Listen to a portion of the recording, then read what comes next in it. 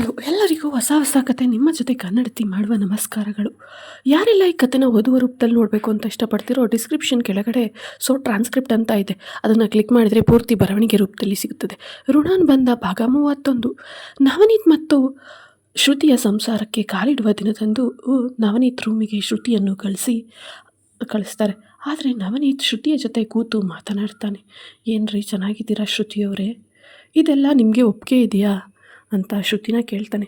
ಶ್ರುತಿ ಅಪ್ಪ ಅಮ್ಮ ಹೇಗೆ ಹೇಳ್ತಾರೋ ಹಾಗೆ, ನಂದೇನಿದೆ, ನನಗೆ ಅವರ ಇಷ್ಟ ಕಷ್ಟಗಳೇ ಮುಖ್ಯ ಅಂತ ಶ್ರುತಿ ನಿಧಾನವಾಗಿ ಉತ್ತರಿಸ್ತಾಳೆ. ನವನೀತ್, ಹಾಗಲ್ಲ ಶ್ರುತಿಯವರೇ, ಈ ಮದುವೆ ಕೂಡ ನಿಮ್ಮ ಇಷ್ಟದ ಹಾಗೆ ಆಗಿಲ್ಲ, ಅಪ್ಪ ಅಮ್ಮನಿಗೋಸ್ಕರನೇ ಆಗಿದೆ, ಮತ್ತು ಇದು ಕೂಡ ನಿಮ್ಮ ಇಷ್ಟ ಹಾಗೆ ಆಗಿಲ್ಲ ಅಂತಂತಂದರೆ ಇದು ನನ್ನ ತಪ್ಪಾಗುತ್ತೆ, ನನ್ನ ಬಲವಂತ ಆಗುತ್ತದೆ. ನಿಮಗೆ ಇಷ್ಟ ಆದರೆ ಮಾತ್ರ ಎಲ್ಲವೂ ಕೂಡ ಸರಿ ಹೋಗುತ್ತದೆ. ಅದು ಬಿಟ್ಟು ಎಲ್ಲದರಲ್ಲೂ ಬಲವಂತವಾಗಿ ಏನೋ ಸಂಸಾರ ಮಾಡ್ತೀವಿ, ಜೀವನ ನಡೆಸ್ತೀವಿ ಅಂತಂದರೆ ಅದು ತುಂಬ ಕಷ್ಟ ಆಗುತ್ತೆ. ಅದಕ್ಕೋಸ್ಕರ ನಾನು ನಿಮ್ಮ ಒಪ್ಪಿಗೆ ಕೇಳ್ತಾ ಇರೋದು. ಶ್ರುತಿ, ಹಾಗೆಲ್ಲ ಏನಿಲ್ಲ, ಅಪ್ಪ ಅಮ್ಮ ತಗೊಂಡಿದ್ದಾರೆ ನಿರ್ಧಾರ ಅಂತಂದರೆ ಒಳ್ಳೆಯದಕ್ಕೆ ತಗೊಂಡಿರ್ತಾರೆ ಅಲ್ವಾ. ಅವ್ರು ಮಾಡೋ ಒಳ್ಳೆ ಕೆಲಸಗಳೇ ನಮಗೆ ಮುಂದಕ್ಕೆ ತುಂಬ ಒಳ್ಳೆಯದಾಗೋದು. ಇವತ್ತು ಅವ್ರ ಮಾತುಗಳನ್ನ ಕೇಳಿದರೆ ನಮಗೆ ಜೀವನದಲ್ಲಿ ಮುಂದೆ ಒಳ್ಳೆಯ ದಿನಗಳು ಕೂಡ ಬರ್ತವೆ, ಹಾಗೆ ಕಷ್ಟಗಳು ಕೂಡ ಕಳೀತಾ ಇರ್ತವೆ. ನಾವನಿಗೆ ತುಂಬ ಯೋಚನೆ ಮಾಡಿ, ನಾನು ಯಾವತ್ತೂ ಇವಳ ದೇಹಕ್ಕೆ ಆಸೆ ಪಟ್ಟವನಲ್ಲ, ಇವಳಿಗೂ ನನ್ನ ಮೇಲೆ ಪ್ರೀತಿಯಾಗಿ ಆನಂತರ ಇಬ್ಬರು ಒಂದಾದರೆ ಒಂಥರ ಚೆಂದ ಇರುತ್ತೆ. ಅದು ಬಿಟ್ಟು ಇವಳಿಗೆ ಇಷ್ಟ ಇಲ್ಲದೆ ಮದುವೆ ಆಗಿ ಈಗ ಇದನ್ನು ಕೂಡ ಇಷ್ಟ ಇಲ್ಲದೆ ಪಡ್ಕೊಂಡು ನಾನು ನಿಜವಾಗ್ಲೂ ಒಳ್ಳೆ ಪ್ರೇಮಿನೂ ಆಗಲ್ಲ, ಒಳ್ಳೆ ಮನುಷ್ಯ ಕೂಡ ಆಗಲ್ಲ.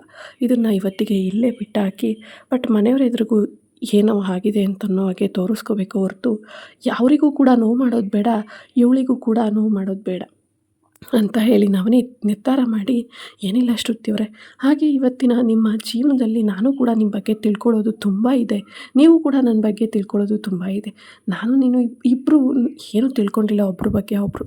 ನಿಮ್ಮ ಜೀವನದಲ್ಲಿ ಆದಂಥ ಕೆಲವು ಘಟನೆಗಳಿಂದ ನೀವು ಈ ಪರಿಸ್ಥಿತಿಗೆ ಸಿಲುಕಿರ್ಬೋದು. ಬಟ್ ಆದರೆ ಇನ್ಮುಂದೆ ಆದರೂ ನನ್ನನ್ನು ಅರ್ಥ ಮಾಡಿಕೊಂಡು ಆಮೇಲೆ ನಾವು ಹೊಸ ಬದುಕಿಗೆ ಕಾಲಿಡೋಣ.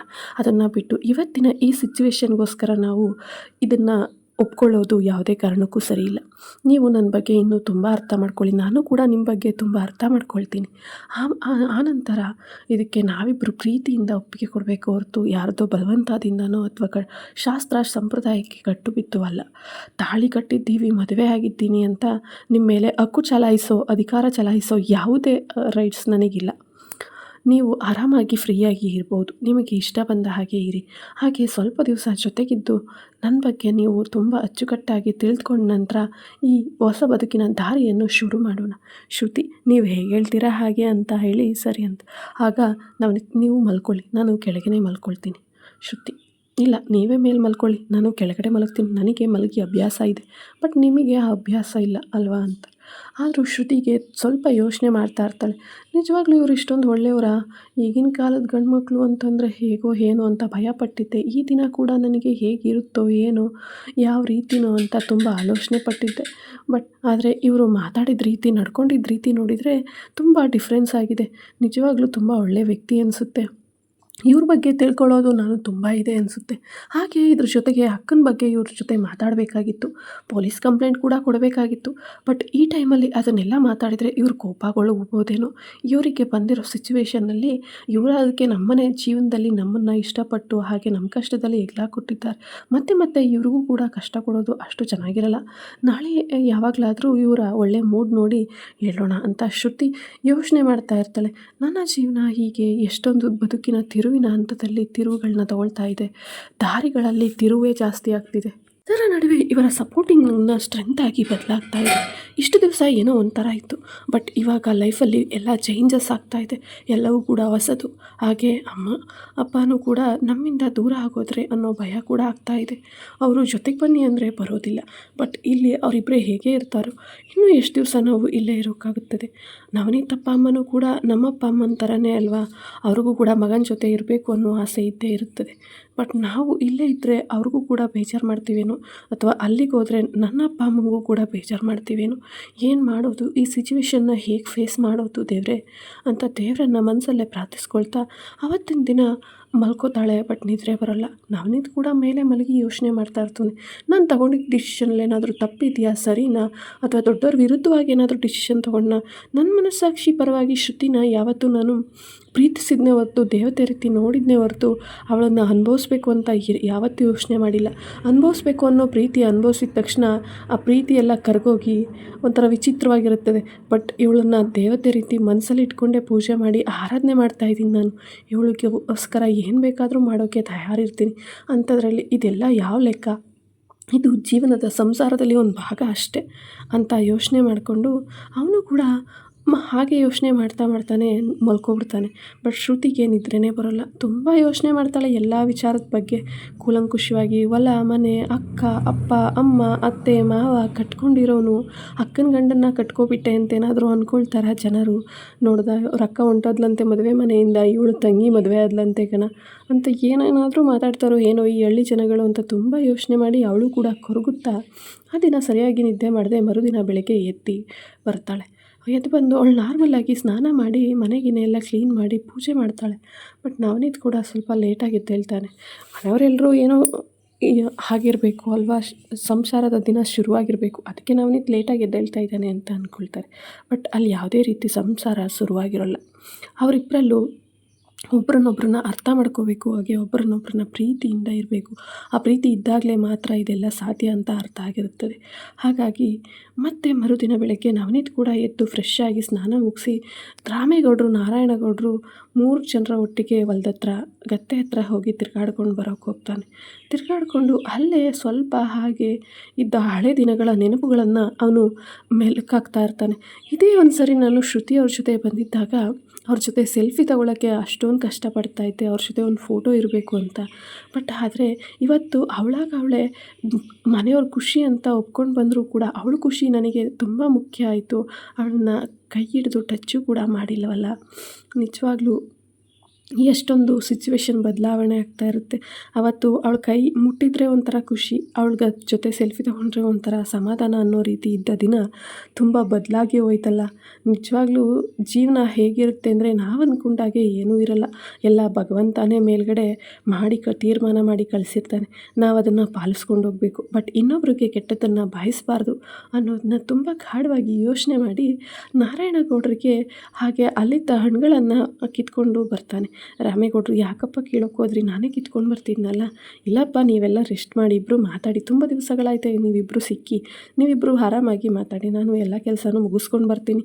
ಅದರಲ್ಲೇನಿದೆ, ಮಾಡೋ ಕೆಲಸ ಮಾಡಬೇಕಲ್ವಾ, ನಿಮ್ಮ ಮಕ್ಕಳಾಗಿ ನಾವು ಮಾಡೋದೇ, ಬೇರೆ ಯಾರು ಮಾಡ್ತಾರೆ ಅಂತ ಹೇಳಿ ಎಲ್ಲವನ್ನು ಮುಗಿಸಿ ಆ ದಿನ ವಾಪಸ್ ರಿಟರ್ನ್ ಬಂದು ನಾರಾಯಣಗೌಡರು, ನಾವಿನ್ನೂ ಹೊರಡ್ತೀವಿ, ಇವತ್ತು ಶಾಸ್ತ್ರ ಆಗಿದೆಯಲ್ಲ ಅನುರಾಧಮ್ಮ, ರಾಮೇಗೌಡ್ರೆ ಇವತ್ತು ನಮ್ಮನೆಗೆ ಕಳಿಸಿ, ಮತ್ತೆ ಒಂದು 3 ದಿವಸ ಬಿಟ್ಟು ಇವರು ವಾಪಸ್ ಬರ್ತಾರೆ ಅಂತ ಹೇಳ್ತಾರೆ. ಆಗ ಅನುರಾಧ ಕೂಡ ಶಾಸ್ತ್ರದ ಪ್ರಕಾರ ಶ್ರುತಿಯ ಬಟ್ಟೆಗಳೆಲ್ಲವನ್ನು ಪ್ಯಾಕ್ ಮಾಡಿ, ಅವಳಿಗೆ ಬೇಕಾಗುವ ವಸ್ತುಗಳು ಎಲ್ಲವನ್ನು ಪ್ಯಾಕ್ ಮಾಡಿ ಅವಳಿಗೆ ಮನೆಯಿಂದ ಕಳ್ಸೋಕ್ಕೆ ಮೊದಲೇ ಅಕ್ಕಪಕ್ಕದವ್ರನ್ನ ಕರೆದು ಒಂದು 5 ಥರ ಸಿಹಿ ತಿಂಡಿಗಳನ್ನ ಮಾಡಿ ಕೆಲವೊಂದಷ್ಟು ಬಾಕ್ಸ್ಗಳಲ್ಲಿ ತುಂಬಿ ಹೀಗೆ ಹೊಸ ಸೀರೆ ಉಡಿಸಿ ನವನೀತ್ ಮತ್ತು ಶ್ರುತಿನ ಇಬ್ಬರನ್ನು ಕೂರಿಸಿ ಶ್ರುತಿಗೆ ಮತ್ತೆ ಒಂದು ಶಾಸ್ತ್ರ ಮಾಡ್ತಾರೆ. ಅರಿಶಿನ ಕುಂಕುಮ ಎಲ್ಲವನ್ನಿಟ್ಟು ಅವಳಿಗೆ ಮಡ್ಲಕ್ಕಿ ತುಂಬೋ ಶಾಸ್ತ್ರ ಮಾಡಿ, ಹೇಗಿದ್ರು ಗಂಡನ ಮನೆಗೆ ಹೋಗ್ತಾ ಇದ್ದಾಳೆ ಅಂತ ಮಡ್ಲಕ್ಕಿ ತುಂಬಿ ಅವಳಿಗೆ ಇಷ್ಟವಾದ ತಿಂಡಿಗಳನ್ನು ಕೂಡ ಅವಳ ಮಡ್ಲಿಗೆ ತುಂಬಿ, ಕೊನೆಗೆ ಹೋಗುವ ಟೈಮಲ್ಲಿ ತಟ್ಟೆನ ಅಪ್ಪನ ಮನೆ ಒಳಗಡೆ ಇಡಿಸಿ, ನಿನಗೆ ಈ ಶಾಸ್ತ್ರನ ಮಾಡಿಸ್ಬೇಕಾಗಿತ್ತು, ಮಾಡಿಸಿಲ್ಲ ಮಗಳೇ, ನೀನು 3 ಸಲ ಕೈಯಲ್ಲಿ ಅಕ್ಕಿನ ತೆಗೆದುಕೊಂಡು ನಿನ್ನ ಉಲ್ಟಾ ತಿರ್ಕೊಂಡು ಅಕ್ಕಿನ ಈ ತಟ್ಟೆಗೆ ಎರಚಿ ನಮ್ಮ ಅಪ್ಪನ ಮನೆ ಹಾಲುಕ್ದಂಗೆ ಉಕ್ಲಿ ಅಂತ 3 ಸಾರಿ ಹೇಳಿ 3 ಸಾರಿನೂ ಕೂಡ ಅಕ್ಕಿನ ಆ ತಟ್ಟೆಗೆ ಎರಚವ್ವ ಅಂತಾಳೆ. ಶ್ರುತಿ ಕಣ್ಣಂಚಲ್ಲಿ ನೀರು ತುಂಬಿರುತ್ತೆ. ಆದರೆ ಅನುರಾಧ ಅದನ್ನು ನೋಡಿ ಗಮನಿಸಿ, ನೀನು ಅಳಬೇಡ ಮಗಳೇ, ನಮ್ಮ ಥರನೇ ಅವರು ಕೂಡ ನಿನ್ನನ್ನು ತುಂಬ ಚೆನ್ನಾಗಿ ನೋಡ್ಕೊಳ್ತಾರೆ, ನೀನು ಫೋನ್ ಮಾಡು, ಆವಾಗವಾಗ ಅಳಿಯಂದ್ರು ಫೋನ್ನ ಈಸ್ಕೊಂಡು ಅಂತ ಹೇಳ್ತಾಳೆ. ಅಲ್ಲೇ ನಿಂತಿದ್ದ ನವನೀತ್ಗೆ ಸ್ವಲ್ಪ ಯೋಚನೆ ಮಾಡ್ತಾನೆ, ಇವಳ ಹತ್ರ ಫೋನ್ ಕೂಡ ಇಲ್ಲ ಅಲ್ವಾ ಅಂತ. ಹಾಗೆ ಯೋಚನೆ ಮಾಡಿ ಕಾರ್ ಹತ್ತಿ ಅಲ್ಲಿಂದ ಅಪ್ಪ ಅಮ್ಮನ ಕಾಲಿಗೆ ಮತ್ತೊಂದು ಸಾರಿ ಬಿದ್ದು ಆಶೀರ್ವಾದ ತಗೊಂಡು ಶ್ರುತಿ ಕಾರ್ ಹತ್ತುತ್ತಾಳೆ. ಹತ್ತಬೇಕಾದ್ರೆ ತುಂಬ ಒಲ್ಲದ ಮನಸ್ಸಿಂದ ಕಾರ್ ಹತ್ತುತ್ತಾ ಇರ್ತಾಳೆ. ಇಷ್ಟು ದಿವಸ ಕೂಡ ಅಪ್ಪ ಅಮ್ಮನ ಜೊತೆ ಇದ್ದಿದ್ದು ಅವಳಿಗೆ ತುಂಬ ಖುಷಿಯಾಗಿರುತ್ತೆ. ಹಾಗೆ ಇಬ್ಬರನ್ನೇ ಬಿಟ್ಟು ಹೋಗೋಕ್ಕೆ ಕೂಡ ಮನಸ್ಸು ತುಂಬ ಭಾರ ಆಗ್ತಾ ಇರುತ್ತೆ. ಆದರೂ ಸಿಚುವೇಶನ್ ಏನೂ ಮಾಡೋಕ್ಕಾಗದಿರೋದ್ರಿಂದ ಕಾರ್ ಹತ್ತಿ ಕೂರ್ತಾಳೆ. ಕೂತರೂ ಕೂಡ ಅಮ್ಮನ ಕೈಯನ್ನು ಬಿಟ್ಟೇ ಇರೋದಿಲ್ಲ. ಅಮ್ಮ, ನಾನು ಇನ್ನೂ ಹೋಗಿ ಬರ್ತೀನಿ, ಬಟ್ ನೀವು ಟೈಮ್ ಟು ಟೈಮ್ ಊಟ ಮಾಡಿ ಅಪ್ಪನ ಚೆನ್ನಾಗಿ ನೋಡ್ಕೊಳ್ಳಿ, ನೀವು ನೀವು ಧೈರ್ಯವಾಗಿರಿ ಅಮ್ಮ. ಅಪ್ಪಂಗೆ ಮನೆಗೆ ಬಂದ ತಕ್ಷಣ ಬೇಜಾರು ಮಾಡ್ಕೋಬೇಡಿ. ಅವರು ಎಷ್ಟೋ ಪರವಾಗಿಲ್ಲ ಸುಧಾರಿಸಿದ್ದಾರೆ. ಮತ್ತೆ ನೀವು ಅವರಿಗೆ ಏನಾದರೂ ಅಕ್ಕನ ಬಗ್ಗೆ ಯೋಚನೆ ಮಾಡಿ ಬೇಜಾರು ಮಾಡಬೇಡಿ ಅಂತ ಅಮ್ಮನಿಗೆ ಸ್ವಲ್ಪ ಬುದ್ಧಿ ಹೇಳಿ ಅಲ್ಲಿಂದ ಅವರು ಕೂಡ ಬಾಯ್ ಮಾಡಿ ಹೊರಟಾಗ ಮಧ್ಯ ದಾರಿಲಿ ಹೀಗೆ ಬರ್ತಾ ಇರ್ತಾನೆ. ಶ್ರುತಿ ಕರೆಕ್ಟಾಗಿ ಮನೇಲಿ ಊಟ ಮಾಡದಿರೋದನ್ನು ಗಮನಿಸಿದ ನವನೀತ್ ಮಧ್ಯ ದಾರಿಯಲ್ಲಿ ನಿಲ್ಲಿಸಿ ಅಲ್ಲೇ ಎಳ್ನೀರು ಮಾರ್ತಾಯಿದ್ರು. ಎಲ್ರಿಗೂ ಅಪ್ಪ, ಅಮ್ಮ, ಶ್ರುತಿ ಹಾಗೆ ಮತ್ತು ಅವರಿಗೂ ಕೂಡ ತಗೊಂಡು ಬಂದು ಕೊಡ್ತಾರೆ. ಹಾಗೆ ನಾರಾಯಣಗೌಡರು ಯಾಕೋ ಇದನ್ನೆಲ್ಲ ಬಿಸಿಲಲ್ವಪ್ಪ, ನೀವು ಕೂಡ ಸುಸ್ತಾಗಿರ್ತೀರ, ತಗೊಳ್ಳಿ ಕುಡೀರಿ ಅಂತ ಹೇಳಿ ಶ್ರುತಿ ಕೂಡ ಕರೆಕ್ಟಾಗಿ ಊಟ ಮಾಡಿಲ್ಲ. ತಗೊಳ್ಳಿ ಶ್ರುತಿಯವರೇ, ನೀವು ಕುಡಿದು ಸುಧಾರಿಸ್ಕೊಳ್ಳಿ, ಮುಂದೆ ಎಲ್ಲಾದರೂ ಹೋಗಬೇಕಾದ್ರೆ ಊಟ ಮಾಡ್ಕೊಂಡು ಹೋಗೋಣ ಅಂತ ಹೇಳ್ತಾರೆ. ನಾರಾಯಣಗೌಡರು ಅಷ್ಟು ಮಾಡೋ ಮತ್ತೆ ಇನ್ನು ಮನೆಗೆ ಹೋಗಿ ಮತ್ತೆ ಸ್ವಲ್ಪ ಸುಧಾರಿಸೋದು ತುಂಬ ಕಷ್ಟ ಅನಿಸುತ್ತೆ. ಅವಳು ಅಪ್ಪನ ಮನೆಯಿಂದ ಹೊರಗಡೆ ಬರ್ತೀನಿ ಅಂತ ಕರೆಕ್ಟಾಗಿ ಊಟ ಮಾಡಿಲ್ಲ. ಅವಳಿಗೂ ಸ್ವಲ್ಪ ಯೋಚನೆಗಳು ಇದ್ದೇ ಇರ್ತವೆ, ಹೆಣ್ಮಗಳಲ್ವ, ಮೊದಲೇ ಎಮೋಷ್ನಲ್ಗೆ ಆಗುತ್ತೆ, ಏನು ಮಾಡೋಕ್ಕಾಗಲ್ಲ. ಎಲ್ಲರ ಬಗ್ಗೆನೂ ಯೋಚನೆ ಮಾಡಿದಾಗ ತುತ್ತು ಗಂಟಲಲ್ಲಿ ಇಳಿಯೋಲ್ಲ. ಅವಳದೇನೂ ತಪ್ಪಿಲ್ಲ ಬಿಡು, ಇದು ಸಹಜ ಪ್ರಕ್ರಿಯೆ ಅಂತ ಹೇಳಿ ಮುಂದೆ ಹಾಗೆ ಹೋಗಿ ಒಂದು ಒಳ್ಳೆಯ ರೆಸಾರ್ಟಲ್ಲಿ ನಿಲ್ಲಿಸಿ ಶ್ರುತಿ, ನವನೀತ್, ನಾರಾಯಣಗೌಡರು ಎಲ್ಲರೂ ಕೂಡ ಒಂದು ಒಳ್ಳೆಯ ಊಟಕ್ಕೆ ಹೋಗ್ತಾರೆ.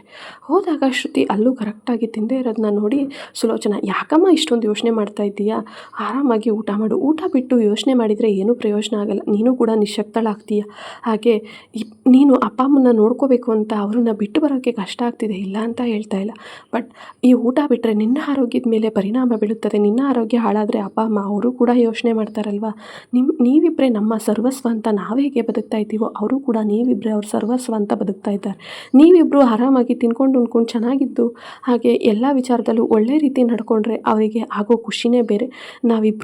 ನಾವು 4 ಜನ ಇರ್ಬೋದು, ಬಟ್ ಯೋಚನೆ ಮಾಡೋ ರೀತಿ ಒಂದೇ ಆಗಿದೆ ಅಮ್ಮ, ನೀನು ಅರ್ಥ ಮಾಡ್ಕೋ ಅದನ್ನು ಅಂತ ಹೇಳಿ ಅನುರಾಧ ಜಾಗದಲ್ಲಿ ಸುಲೋಚನಾ ನಿಂತು ಊಟ ಮಾಡಿಸಿ ಅವಳಿಗೆ ಸಮಾಧಾನ ಮಾಡಿ ಕೈ ಹಿಡ್ಕೊಂಡೆ ಜೊತೆಗೆ ಕರ್ಕೊಂಡು ಬಂದು ನವನೀತ್ ಮುಂಭಾಗ ಫ್ರಂಟಲ್ಲಿ ಕಾರಲ್ಲಿ ಕೂರಿಸ್ತಾಳೆ. ನವನೀತ್ ಕಾರ್ ಓಡಿಸ್ತಾನೆ. ಶ್ರುತಿ ಕೈ ಹಿಡಿದು, ಶ್ರುತಿಯವರೇ ಧೈರ್ಯವಾಗಿ ನಾನಿದ್ದೀನಿ, ಏನೇ ಕಷ್ಟ ಬಂದರೂ ನಾನು ನಿಭಾಯಿಸ್ತೀನಿ, ನೀವು ಯೋಚನೆ ಮಾಡೋದನ್ನ ಬಿಡಿ, ಯಾವತ್ತೂ ಕೂಡ ನೀವು ಸ್ಟ್ರಾಂಗ್ ಆಗಿರಬೇಕು, ಚಿಟಪಟ ಅಂತ ಮಾತಾಡಿಕೊಂಡು ನಿಮ್ಮೆಲ್ಲ ಕೆಲಸ ಕಾರ್ಯಗಳನ್ನ ಮಾಡಿಕೊಂಡು ನಗ್ನಗ್ತಾ ಶ್ರುತಿಯಾಗಿರಬೇಕು. ನಾನು ಈ ಮುಂಚೆನೂ ನಿಮ್ಮನ್ನು ನೋಡಿದ್ದೀನಿ, ಮದುವೆಗಿಂತ ಮುಂಚೆನೂ, ಬಟ್ ಯಾವಾಗಲೂ ನೀವು ಖುಷಿಯಾಗಿರ್ತಿದ್ರಿ, ಇನ್ಮೇಲೂ ಕೂಡ ಹಾಗೆ ಇರಿ, ಹಾಗೆ ಜೀವನ ಕೂಡ ಸಾಗಲಿ. ಮುಂದೆ ಏನೇ ಬಂದರೂ, ನಿಮಗೆ ಏನೇ ಕಷ್ಟ ಆದರೂ, ಯಾವುದೇ ವಿಚಾರ ಮಾತಾಡಬೇಕು ಅಂತಂದರೂ ನನ್ನ ಜೊತೆ ಸಂಕೋಚ ಇಲ್ಲದೆ ಮಾತಾಡಿ ಅಂತ ಹೇಳಿ ಹಾಗೆ ಕಾರು ಓಡಿಸ್ತಾ ಮನೆ ಕಡೆ ದಾರಿಗೆ ಹೋಗ್ತಾನೆ. ಆದರೆ ಹೋಗೋಕ್ಕೂ ಮೊದಲೇ ನಾರಾಯಣಗೌಡರು ಕೆಲಸದವರಿಗೆ ಹೇಳಿ ಆರತಿ ರೆಡಿ ಮಾಡಿಸಿ ಮತ್ತೊಮ್ಮೆ ಶ್ರುತಿನ ಅಚ್ಚುಕಟ್ಟಾಗಿ ವೆಲ್ಕಮ್ ಮಾಡ್ತಾರೆ. ಶ್ರುತಿ ಮತ್ತು ನವನೀತ್ ಇಬ್ಬರಿಗೂ ಆರತಿ ಮಾಡಿ ಶ್ರುತಿ ಮತ್ತು ನವನೀತ್ ರೂಮ್ನ ಕ್ಲೀನ್ ಮಾಡಿ ಎಲ್ಲವನ್ನು ರೆಡಿ ಮಾಡಿ ಅಚ್ಚುಕಟ್ಟಾಗಿ ರೂಮನ್ನು ತಯಾರಿ ಮಾಡಿರ್ತಾರೆ. ಹಾಗೆ ಎಲ್ಲರೂ ಒಳಗಡೆ ಬಂದು ಮತ್ತೊಮ್ಮೆ ಶ್ರುತಿ ದೇವ್ರ ಮನೆಗೆ ಕೈ ಮುಗಿದು ಅವಳು ಸುಲೋಚನಾ ಇರೋ ರೂಮ್ ಕಡೆನೇ ಹೋಗ್ತಾಳೆ.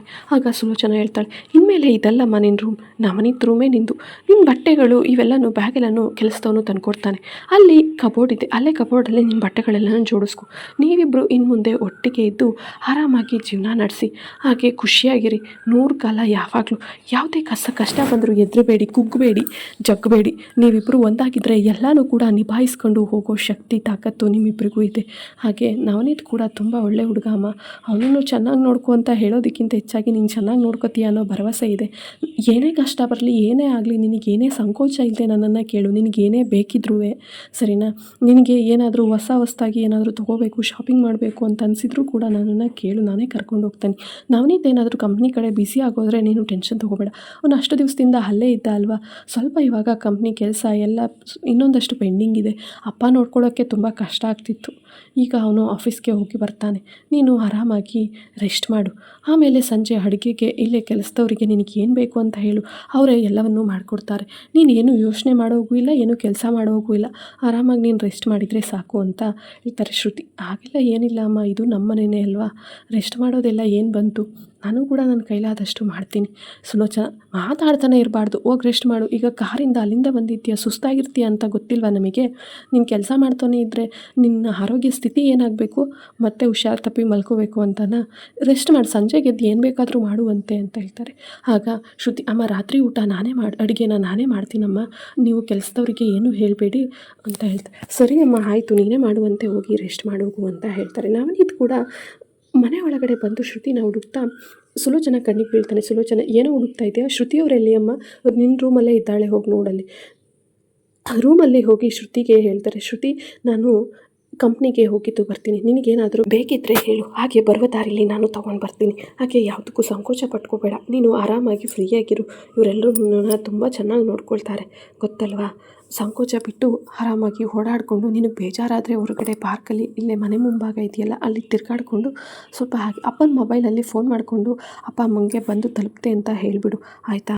ಸರಿ ಆಯಿತು, ನೀವು ಕೂಡ ಜೋಪಾನವಾಗಿ ಹೋಗಿ ಬನ್ನಿ ಎಂದು ನವನೀತನ್ನು ಆಫೀಸ್ಗೆ ಕಳಿಸ್ಕೊಟ್ಟು ಶ್ರುತಿ ಸ್ವಲ್ಪ ಹೊತ್ತು ಮಲ್ಕೋತಾಳೆ. ಅಲ್ಲಿಂದ ಟಯರ್ಡ್ ಆಗಿ ಬಂದಿದ್ದಕ್ಕೂ ಹಾಗೆ ರಾತ್ರಿ ಕೂಡ ನಿದ್ದೆ ಇಲ್ಲದೆ ಇರೋದ್ರಿಂದ ಶ್ರುತಿಗೆ ಸಲೀಸಾಗಿ ಇವಾಗ ನಿದ್ದೆ ಕೂಡ ಬರುತ್ತದೆ. ನಿದ್ದೆ ಮಾಡಿ ಮಲಗಿದ್ದು ಸ್ವಲ್ಪ ಹೊತ್ತು ಆದಮೇಲೆ ಎದ್ದು ಹೊರಗಡೆ ಬರ್ತಾಳೆ. ಸ್ವಲ್ಪ ಸಂಜೆ ಗತ್ತಲಾಗಿರುತ್ತೆ. ಆಗ ಅಯ್ಯೋ, ನಾನು ಇಷ್ಟೊತ್ತು ಮಲಗಿದ್ನ, ದೇವ್ರ ದೀಪ ಹಚ್ಬೇಕಲ್ವ, ಸಂಜೆ ಆಯ್ತಲ್ವ ಅಂತ ಹೇಳಿ ಮತ್ತೆ ಹೋಗಿ ಕೈಕಾಲು ಮುಖ ತೊಳ್ಕೊಂಡು ಬಂದು ದೇವ್ರ ಮನೆ ದೀಪ ಹಚ್ಚಿ ಆನಂತರ ಎಲ್ರಿಗೂ ಒಳ್ಳೆಯದಾಗಲಿ ಅಂತ ಹೇಳಿ ಬೇಡಿಕೊಂಡು ಹೊರಗಡೆ ಇರೋ ತುಳಸಿ ಕಟ್ಟೆಗೆ ಪೂಜೆ ಮಾಡಿ ಮತ್ತೆ ಒಳಗೆ ಬಂದು ಅಪ್ಪ ಅಮ್ಮನ್ನ ಕರೀತಾಳೆ. ಅಂದರೆ ಅತ್ತೆ ಮಾವನ್ನ ಕರೆದು ಆರತಿ ತಗೊಳ್ಳಿ, ಹಾಗೆ ಅಲ್ಲೇ ಇದ್ದಂಥ ಕೆಲಸದವ್ರನ್ನೂ ಕೂಡ ಕರೆದು ಮಂಗಳಾರತಿ ತಗೊಳ್ಳಿ, ಎಲ್ರಿಗೂ ಒಳ್ಳೆಯದಾಗಲಿ ಅಂತ ಹೇಳಿ ಮಂಗಳಾರತಿ ಕೊಟ್ಟು ತನ್ನ ಅಡುಗೆ ಮನೆ ಕಡೆ ಹೋಗಿ ಸುಲೋಚನಾ ಅವರಿಗೆ ಏನು ಬೇಕು ಅಂತ ಕೇಳ್ತಾಳೆ. ಅಮ್ಮ ಏನು ಬೇಕು ನಿಮಗೆ, ಕಾಫಿನ ಟೀನ, ಇಷ್ಟೊತ್ತಲ್ಲಿ ಏನು ಕುಡಿತೀರಾ ಅಂತ. ಆಗ ಸುಲೋಚನಾ, ಒಂದು ಕಪ್ ಟೀ ಮಾಡಮ್ಮ, ನಿಮ್ಮ ಮಾವ ಸ್ವಲ್ಪ ಕಾಫಿ ಕುಡಿತಾರೆ, ಅವರಿಗೆ ಇವತ್ತೊಂದು ದಿವಸ ಟೀನೇ ಅಡ್ಜಸ್ಟ್ ಮಾಡ್ಕೊಳ್ತಾರೆ, ಇಬ್ರಿಗೂ ಟೀನೇ ಮಾಡಿ. ಇಲ್ಲಮ್ಮ ಪರವಾಗಿಲ್ಲ, ಅವ್ರಿಗೂ ಕೂಡ ಕಾಫಿ ಮಾಡ್ತೀನಿ, ನಿಮಗೆ ಟೀ ಮಾಡ್ತೀನಿ. ಹಾಗೆ ನವನೀತ್ ಅವರು ಎಷ್ಟೊತ್ತಿಗೆ ಬರ್ತಾರಮ್ಮ ಅವರು ಅಂತ ಕೇಳಿ. ಅವನು ಬರ್ತಾನಮ್ಮ, 1 ಗಂಟೆ 2 ಗಂಟೆ ಟೈಮ್ ಒಳಗಡೆ ಬರ್ತಾನೆ. ಅಷ್ಟೇ ದಿವಸದಿಂದ ಆಫೀಸ್ಗೆ ಹೋಗಿರ್ಲಿಲ್ವಲ್ಲ, ಇವತ್ತು ಸ್ವಲ್ಪ ಲೇಟಾಗಿ ಬರ್ಬೋದು, ಅವನ ಬಗ್ಗೆ ಜಾಸ್ತಿ ಯೋಚನೆ ಏನು ಮಾಡಬೇಡ, ಬರ್ತಾನೆ ಆರಾಮಾಗಿ. ನೀನು ಈಗ ಕಾಫಿ ಮಾಡಿಕೊಟ್ಬಿಟ್ಟು ಊಟ ಗೀಟ ಮಾಡ್ಕೊಂಡು ಮಲ್ಕೊಂಡ್ಮೇಲೆ ಬರ್ತಾನೆ. ಹಾಗೆಲ್ಲ ಏನಿಲ್ಲ ಅಮ್ಮ, ಇಷ್ಟು ಬೇಗ ಏನು ಮಲ್ಕೊಳ್ಳೋ ಹಾಗೆಲ್ಲ ಇಲ್ಲ, ಇಷ್ಟೊತ್ತುವರೆಗೂ ಮಲಗಿದ್ದೆ ಅಲ್ವಾ, ರೆಸ್ಟ್ ಮಾಡಿದ್ದೀನಿ ನಾನು ಕೂಡ. ಅವರು ಎಷ್ಟೊತ್ತಿಗೆ ಬರ್ತಾರೆ ಅಂತ ಕೇಳಿದೆ. ಹಾಗೆ ಅವರಿಗೆ ಏನು ಅಡುಗೆ ಇಷ್ಟ ಅಮ್ಮ, ನಿಮಗೇನೇನು ಅಡುಗೆ ಇಷ್ಟ ಅಂತ ನನಗೆ ಒಂದೊಂದಾಗಿ ತಿಳಿಸ್ಕೊಡಿ, ನಾನು ನಿಮ್ಗಳಿಗೆ ಏನು ಇಷ್ಟನೋ ಅದೇ ರೀತಿ ಅಡುಗೆನ ಮಾಡಿಕೊಡ್ತೀನಿ. ಸುಲೋಚನಾ, ಬಂದ ದಿನಾನೇ ಇಷ್ಟೊಂದೆಲ್ಲ ತಲೆಗೆ ಹುಳ ಬಿಟ್ಕೋಬೇಡ ಶ್ರುತಿ, ಆರಾಮಾಗಿರು, ನಿಧಾನಕ್ಕೆ ಹೋಗ್ತಾ ನಿನಗೆ ಎಲ್ಲ ಗೊತ್ತಾಗುತ್ತೆ. ಅವನಿಗೆ ಏನು ಅಡುಗೆ ಇಷ್ಟ ಅಂತ ಅವನ ಜೊತೆನೇ ಕೇಳಿದ್ರೆ ನಿನಗೂ ಕೂಡ ಅವನ ಜೊತೆ ಮಾತಾಡ್ದಾಗುತ್ತೆ. ಹಾಗೆ ಒಬ್ರಿಗೊಬ್ರು ಮಾತಾಡಿಕೊಂಡು ಸ್ವಲ್ಪ ಅರ್ಥ ಮಾಡ್ಕೊಂಡಾಗೂ ಆಗುತ್ತದೆ. ಇಷ್ಟು ದಿವಸ ಏನು ಮಾತಾಡಿದ್ರು ಏನೋ ನನಗಂತೂ ಗೊತ್ತಿಲ್ಲ. ಇನ್ನು ಮುಂದೆ ಇಬ್ಬರು ನಿನಗೇನು ಇಷ್ಟ ಅಂತ ಅವ್ನು ತಿಳ್ಕೊಬೇಕು, ಅವನಿಗೇನು ಇಷ್ಟ ಅಂತ ನೀನು ತಿಳ್ಕೊಬೇಕು. ಬಟ್ ನೀವಿಬ್ಬರೇ ಮಾತಾಡ್ಕೊಂಡು ತಿಳ್ಕೊಬೇಕು ಹೊರತು ನನ್ನ ಹತ್ರ ಕೇಳಬಾರ್ದು, ಸರಿನಾ? ನನಗೇನು ಇಷ್ಟ, ಮಾವನಿಗೇನು ಇಷ್ಟ ಅಂತಂದರೆ ನೀನು ಮಾಡೋ ಪ್ರತಿ ಅಡುಗೆನೂ ನಮಗೆ ಇಷ್ಟ. ಯಾಕಂದರೆ ಎಲ್ಲನೂ ಕೂಡ ಅಚ್ಚುಕಟ್ಟಾಗಿ ಹಾಕಿ ಘಮ ಘಮ ಅನ್ನೋ ರೀತಿ ಯಾವುದೂ ಕೂಡ ಆರೋಗ್ಯಕರವಲ್ಲದೆ ಇರೋದನ್ನ ಮಾಡಲ್ಲ, ಆರೋಗ್ಯಕರದಲ್ಲೇ ಅಚ್ಚುಕಟ್ಟಾಗಿ ಮಾಡ್ತೀಯ, ಅದೆಲ್ಲ ನಮಗೆ ಇಷ್ಟ. ನೀನು ಆರಾಮಾಗಿ ಹೋಗಿ ನಿನಗೇನು ಬೇಕು ಅದನ್ನೇ ಮಾಡು, ನೀನು ಏನೇ ಮಾಡಾಕಿದ್ರೂ ನಾವು ತಿಂತೀವಿ, ಯಾಕಂದರೆ ನೀನು ಅಷ್ಟು ಅಚ್ಚುಕಟ್ಟಾಗಿ ಅಡುಗೆ ಮಾಡ್ತೀಯ, ಹಾಗೆ ಹೊಂದ್ಕೊಂಡು ಹೋಗ್ತೀಯ, ಎಲ್ಲದಕ್ಕೂ ನೀನು ತುಂಬ ಅಡ್ಜಸ್ಟಬಲ್ ಆಗ್ತೀಯ ಅಂತ ಹೇಳ್ತಾರೆ. ಅಷ್ಟೊತ್ತಿಗೆ ಶ್ರುತಿ ಹೋಗಿ ಪಟಾಪಟ್ ಅಂತ ಟೀ ಮತ್ತು ಕಾಫಿ ಮಾಡ್ಕೊಬಂದು ಮಾವನವ್ರಿಗೆ ಮತ್ತು ಅತ್ತೆಗೆ ಇಬ್ಬರಿಗೂ ಕೊಟ್ಟು ಅಡುಗೆ ಶುರು ಮಾಡ್ತಾಳೆ.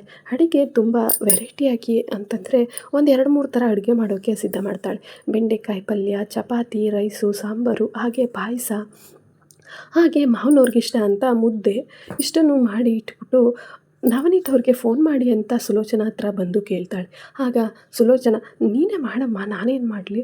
ಆಗ ಶ್ರುತಿ, ನನ್ನ ಹತ್ರ ಫೋನಿಲ್ಲ ಅಮ್ಮ, ನೀವೇ ಮಾಡಿಕೊಡಿ, ಅವರು ಎಷ್ಟೊತ್ತಿಗೆ ಬರ್ತಾರೆ ಅಂತ ಕೇಳ್ತೀನಿ. ಆಗ ಸುಲೋಚನಾ ಫೋನ್ ಕೊಡ್ತಾಳೆ. ಇದನ್ನು ಇಟ್ಕೊ, ನೀನು ಫೋನ್ ನಿನಗೆ ಅವಶ್ಯಕತೆ ಜಾಸ್ತಿ ಇದೆ, ನನಗೇನು, ಈಗ ನೀನೇ ಮನೇಲಿರ್ತೀಯಲ್ಲ, ನಾನು ನಿನ್ನ ಹತ್ರನೇ ಇಸ್ಕೊಂಡು ಫೋನ್ ಮಾಡ್ತೀನಿ. ಇಲ್ಲ ಅಮ್ಮ, ನನಗೆ ಈ ಫೋನ್ ಅವಶ್ಯಕತೆ ಏನು ಜಾಸ್ತಿ ಇಲ್ಲ, ನಿಮ್ಮ ಹತ್ರ ಇದ್ದರೂ ಕೂಡ ನಾನು ಇಸ್ಕೊಂಡು ಫೋನಲ್ಲಿ ಮಾತಾಡ್ತೀನಿ ಅಂತ ಹೇಳಿ ಅವನಿಗೆ ಕಾಲ್ ಮಾಡ್ತಾಳೆ ಶ್ರುತಿ. ಆಗ ಅವನು ಅಮ್ಮನ ನಂಬರಿಂದ ಬಂದಿರೋದು. ಅಲ್ಲೋ ಹೇಳಮ್ಮ, ಏನು ಮಾಡ್ತಾ ಇದೀಯಾ ಅಂತ ಕೇಳ್ತಾನೆ. ಆಗ ಶ್ರುತಿ, ಅಮ್ಮ ಅಲ್ಲ ನಾನು, ನೀವಾ ಹೇಳಿ, ಏನು ವಿಷಯ, ಫೋನ್ ಮಾಡಿದ್ರಲ್ಲ, ಏನಾದರೂ ಬೇಕಾ ಅಂತಾನೆ. ಏನು ಬೇಡ, ನೀವು ಬೇಗ ಎಷ್ಟೊತ್ತಿಗೆ ಮನೆಗೆ ಬರ್ತೀರಾ ಅಂತ ಕೇಳೋಣ ಅಂತ ಫೋನ್ ಮಾಡಿದೆ. ಬರ್ತೀನಿ, ಇನ್ನೊಂದು ಅರ್ಧ ಗಂಟೆ ಮನೆಗೆ ಬೇಗ ಬರ್ತೀನಿ, ನೀವು ಊಟ ಮಾಡಿ ಮಲ್ಕೊಳ್ಳಿ, ನಾನು ಬಂದು ಊಟ ಮಾಡ್ತೀನಿ. ಇಲ್ಲ, ನೀವು ಬಂದಮೇಲೆ ಊಟ ಮಾಡ್ತೀನಿ ಅಂತ ಶ್ರುತಿ ಹೇಳ್ತಾಳೆ. ಅದೇ ತಕ್ಷಣ ನವನೀತ್ ಆಫೀಸ್ನ ಕ್ಲೋಸ್ ಮಾಡಿ, ನನಗೋಸ್ಕರ ಅಲ್ಲೊಂದು ಜೀವನೂ ಕಾಯ್ತಾ ಇದೆ ಅಲ್ವಾ ಅಂತ ಹೇಳಿ ಆಫೀಸ್ನ ಕ್ಲೋಸ್ ಮಾಡಿ ಹಂಗೆ ಬರೋ ದಾರಿಯಲ್ಲಿ ಏನೋ ಒಂದು ಗಿಫ್ಟನ್ನ ತೊಗೊಂಡು, ಹಾಗೆ ಅಲ್ಲೇ ಮಲ್ಲಿಗೆ ಹೂವು ಕೂಡ ಅವಳಿಗೆ ಹೂವು ಅಂದರೆ ತುಂಬ ಇಷ್ಟ ಅನ್ನೋದು ಗೊತ್ತಿರುತ್ತೆ ನವನೀತ್ಗೆ. ಹಾಗಾಗಿ ಅಲ್ಲೇ ಸೈಡಲ್ಲಿ ಮಲ್ಲಿಗೆ ಹೂವು ಕೂಡ ತಗೊಂಡು ಬರ್ತಾನೆ.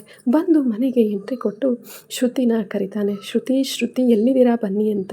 ಅಲ್ಲೇ ನಾರಾಯಣಗೌಡರು ಸುಲೋಚನಾ ಮಾತಾಡ್ತಾ ಕೂತಿದ್ದು, ಯಾಕೋ ಇಷ್ಟೊಂದು ಶ್ರುತಿನ ಹುಡುಕ್ತಾ ಇದೆಯಾ, ಅವಳು ಎಲ್ಲೋ ಒಳಗಡೆ ರೂಮಲ್ಲಿರಬೇಕು, ನಿನಗೋಸ್ಕರ ಕಾದು ಇಲ್ಲೇ ಕೂತಿದ್ಲು, ಇವಾಗ ರೂಮ್ಗೇನೋ ಹೋದ್ಲು, ಹೋಗು ನೀನು ಅಲ್ಲೇ ಅದನ್ನೇ ಏನು ಕೇಳು, ಅಲ್ಲೇ ಇದ್ದಾಳೆ ಹೋಗು ಅಂತ ಹೇಳ್ದೆ. ನವನೀತು ಶ್ರುತಿ ರೂಮಿಗೆ ಬಂದು, ಶ್ರುತಿಯವರೇ ಕಣ್ಮುಚ್ಕೊಳ್ಳಿ ಅಂತಾನೆ. ಆಗ ಶ್ರುತಿ ಕೂಡ ಯಾಕೆ ಕಣ್ಮುಚ್ಕೊಳ್ಳೋದು ಹೇಳಿ ಅಂದಾಗ, ಏನಿಲ್ಲ ನಿಮಗೆ ಸರ್ಪ್ರೈಸ್ ಆಗಿ ಗಿಫ್ಟ್ ತಂದಿದ್ದೀನಿ ಓಪನ್ ಮಾಡಿ ನೋಡಿ ಅಂತ ಹೇಳಿ ಶ್ರುತಿ ಕೈಗೆ ಒಂದು ಗಿಫ್ಟನ್ನ ಇಡ್ತಾನೆ. ಅದನ್ನು ಶ್ರುತಿ ಓಪನ್ ಮಾಡ್ತಾ ನೋಡ್ತಾಳೆ. ಅವಳಿಗೆ ಒಂದು ಹೊಸ ಐಫೋನ್ನ ತಂದು ಕೊಟ್ಟಿರ್ತಾನೆ. ಶ್ರುತಿ, ಯಾಕೆ ಇಷ್ಟೊಂದು ಕಾಸ್ಟ್ಲಿ ಫೋನ್ ನನಗೋಸ್ಕರ ತಂದಿದ್ದೀರಾ? ನಾನು ಅಪ್ಪ ಅಮ್ಮನ ಫೋನಲ್ಲೇ ಫೋನ್ ಮಾಡ್ತಿದ್ದೆ ನಿಮಗೂ ಕೂಡ ಅವರಿಗೆ. ಸುಮ್ಮನೆ ಯಾಕೆ ಇದನ್ನೆಲ್ಲ ತಂದಿದ್ದೀರಾ? ನಾನು ನಿಮಗೆ ಫಸ್ಟೇ ಕೊಟ್ಟಿದ್ದೆ ಅಪ್ಪನ ಜೊತೆ ಫೋಟೋ ತೊಗೋಬೇಕಂದಾಗಲೇ. ಆವಾಗಲೇ ನೀವು ಬೇಡ ಅಂತ ನಿರಾಕರಿಸಿದ್ರಲ್ಲ, ಅದೇ ಫೋನ್ ಇದು. ಅದನ್ನು ಹಾಗೆ ಅಲ್ಲೇ ಆಫೀಸಲ್ಲಿ ಎತ್ತಿಟ್ಟಿದ್ದೆ. ಹಾಗಾಗಿ ಮತ್ತೆ ಇದು ನಿಮಗೆ ಸೇರಬೇಕು ಅಂತ ಇತ್ತು ಅನಿಸುತ್ತೆ. ಅದಕ್ಕೋಸ್ಕರ ಇಷ್ಟು ದಿವಸ ಅದು ಸುಮ್ಮನೆ ಸೈಡಲ್ಲಿತ್ತು. ಇನ್ಮೇಲೆ ಉಪಯೋಗಕ್ಕೆ ಬರುತ್ತೆ. ಇದರಲ್ಲೇ ಸಿಮ್ಮು ಎಲ್ಲ ಇದೆ. ಇನ್ಮೇಲೆ ಯೂಸ್ ಮಾಡಿ. ಇನ್ನು ಮುಂದೆ ಫೋನ್ ಮಾಡೋಕ್ಕೆ ನೀವು ಯಾರನ್ನೂ ಕಾಯೋ ಹಾಗಿಲ್ಲ. ಹಾಗೆ ನಿಮಗೆ ಯಾವಾಗ ಬೇಕೋ ಆವಾಗ ಫೋನ್ ಮಾಡ್ಬೋದು. ಹಾಗೆ ಎಲ್ಲರ ಜೊತೆ ಫೋಟೋ ಕೂಡ ತಗೊಂಡು ಅದನ್ನು ಯಾವಾಗ ಬೇಕಾದರೂ ನೋಡ್ಬೋದು. ಅಪ್ಪ ಅಮ್ಮಂಗೂ ಕೂಡ ಯಾವಾಗ ಬೇಕಾದರೂ ನೀವು ಆರಾಮಾಗಿ ಫೋನ್ ಮಾಡಿ ಮಾತಾಡ್ಬೋದು. ಓಕೆನಾ? ತುಂಬ ಥ್ಯಾಂಕ್ ಯು. ನಾನೇನು ಹೇಳದೇ ಇದ್ದರೂ ನನಗೆ ಫೋನ್